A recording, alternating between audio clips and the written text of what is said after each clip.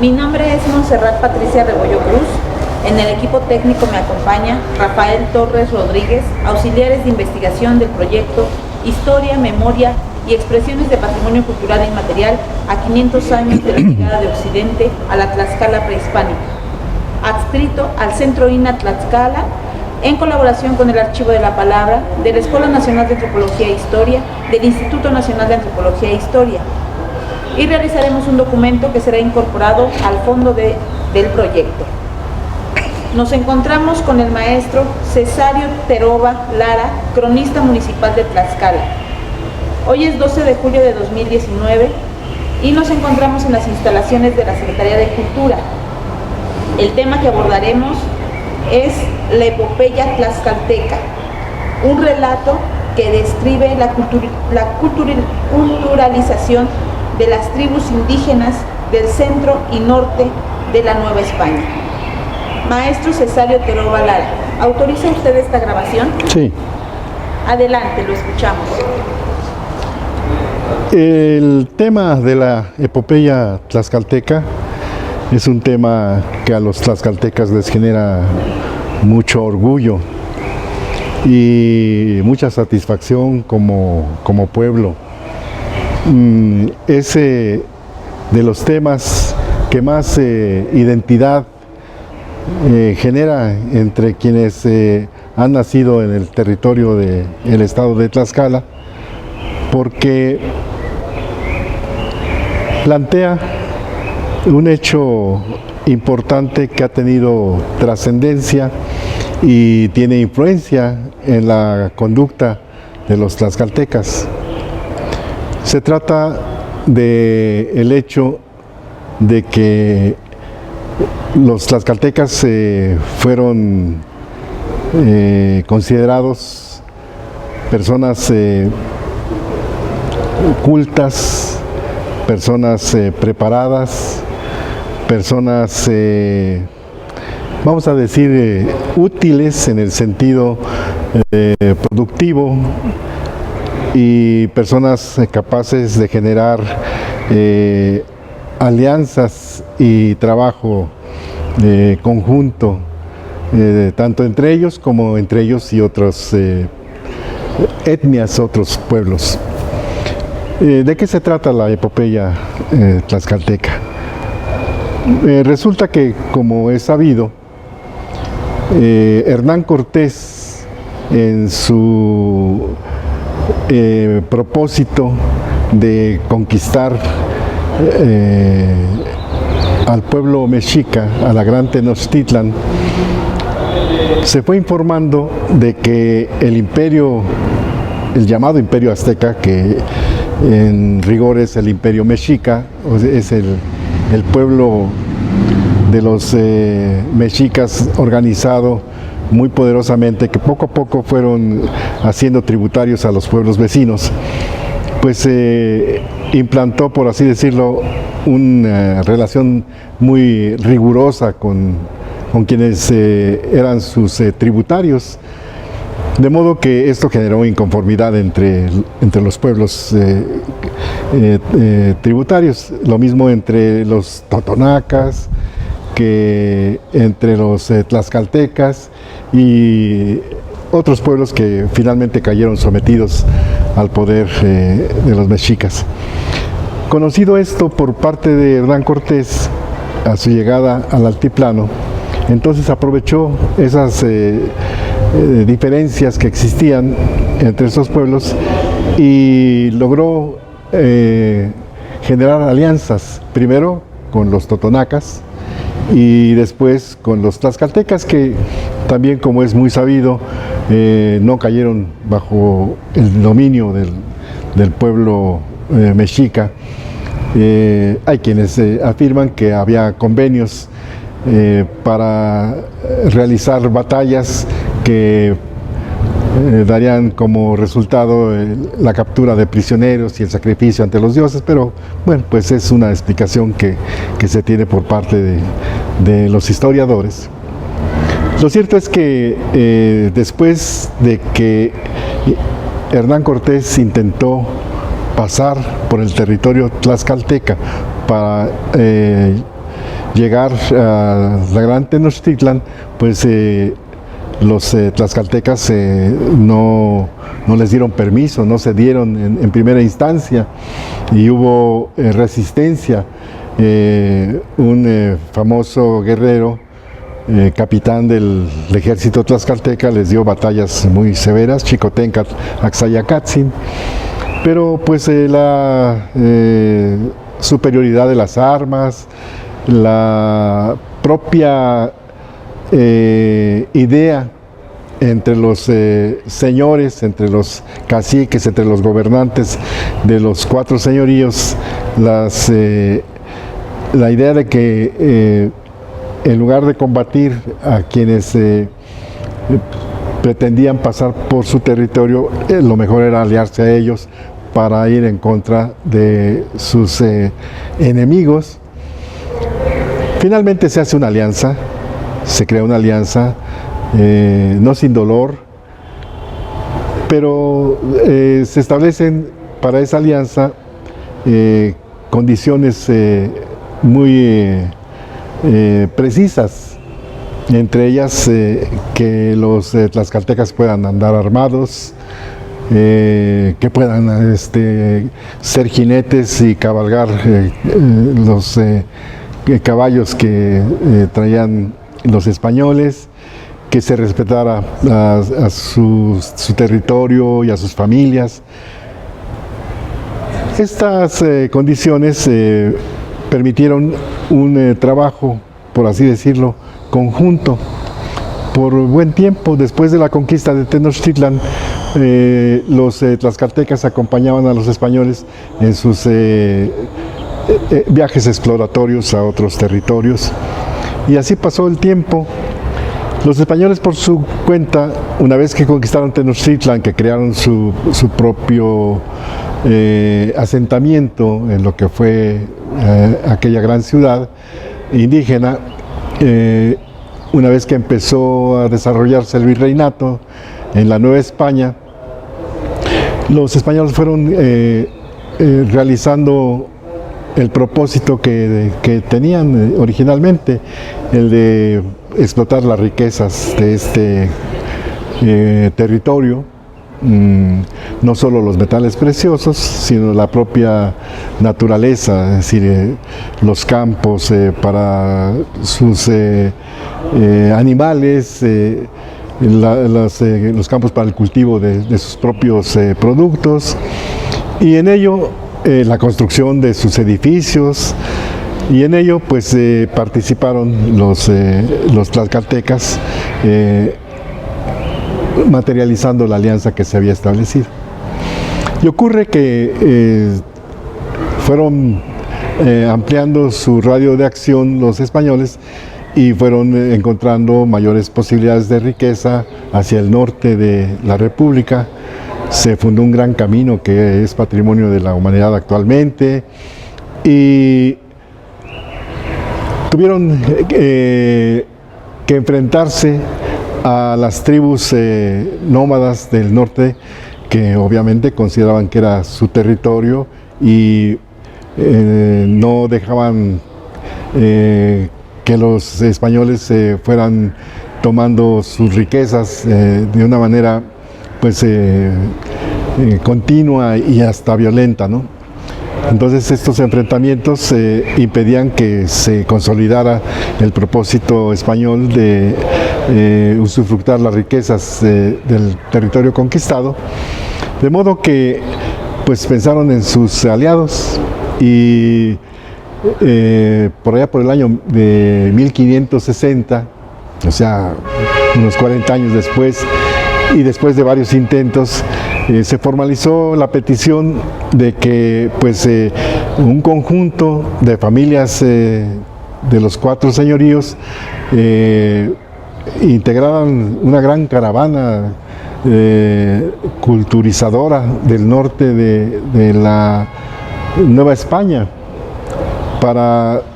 poner paz y para modificar la forma de vida de las tribus que vivían de la recolección y de la ocupación del territorio del norte de la República. de la República actualmente. De modo que ante una primera petición, pues los secretarios se negaron a salir de su entorno, y pasaron otros 30 años y la situación no mejoraba. Al contrario, había pérdida de vidas, había violencia, había inquietud e impaciencia porque no se obtenía el fin que se traía para la obtención de riquezas y de bienes en esa parte. De modo que nuevamente se insistió en que los tlaxcaltecas acompañaran a los españoles en la población, en los asentamientos del norte. Finalmente, el virrey Velasco logró establecer negociaciones, y los propios integrantes de los pueblos de los 4 señoríos llegaron al convencimiento de que era conveniente también ampliar su radio de acción, sus posibilidades de obtener otros medios de vida en áreas distintas al propio territorio tlaxcalteca, y se hicieron lo que se llamaron las capitulaciones, algunas capitulaciones que consiguieron una especie de contrato, de manera tal que se configuró el proyecto de que 400 familias de los 4 señoríos, ¿verdad?, integraran una gran caravana que iría hacia el norte de la Nueva España a generar una cultura distinta a la que existía por entonces. De modo pues que esto dio lugar a que se genera esa epopeya, y se organizaron los 4 señoríos, se determinó qué cantidad de familias saldría de cada uno de ellos, y finalmente emprendieron el viaje. Cuando uno ve ahora con tanto desarrollo de la tecnología, carreteras, poblaciones, y pasa o intenta hacer ese viaje que hicieron aquellas familias, se da cuenta que fue una proeza, ¿no? Por eso la llamamos la epopeya, porque tuvieron que pasar por penalidades muy duras, con la falta de alimentos, con la falta de agua, con caminos abruptos, con peligros de todo género. Pero finalmente llegaron a lo que es ahora Zacatecas, a lo que se llama el punto que podríamos decir que es la base del desarrollo posterior, que se llama el Cuisillo, ¿no? Y ahí empezaron a distribuirse por lo que es ahora el estado de San Luis Potosí, el estado de Coahuila, por Jalisco y por la propia Zacatecas, y se fundaron poblaciones que poco a poco se fueron incorporando a ellas los integrantes de las tribus que estaban, desde luego, no sin resistencia, pero poco a poco se fueron incorporando, y se crearon mecanismos de convivencia de alguna manera, no solo de los tlaxcaltecas con las tribus que tenían el dominio en esa parte del virreinato, sino con los propios españoles. Entonces, si ahora uno visita, por ejemplo, Saltillo, ahí se encuentra con una sección ya muy antigua, que es San Esteban de la Nueva Tlaxcala.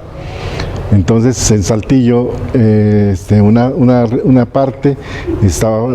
poblada por tlaxcaltecas, y otra parte fue uno de los convenios, de la parte de los convenios que se hicieron con los españoles, es decir, que cada quien viviera en su zona, ¿verdad?, y que se respetaran entre ellos. Eso ocurrió, por ejemplo, también en Puebla. Es decir, en Puebla, en buena medida, una vez que se decidió construir la ciudad, pues se fueron para allá tlaxcaltecas que eran muy hábiles y muy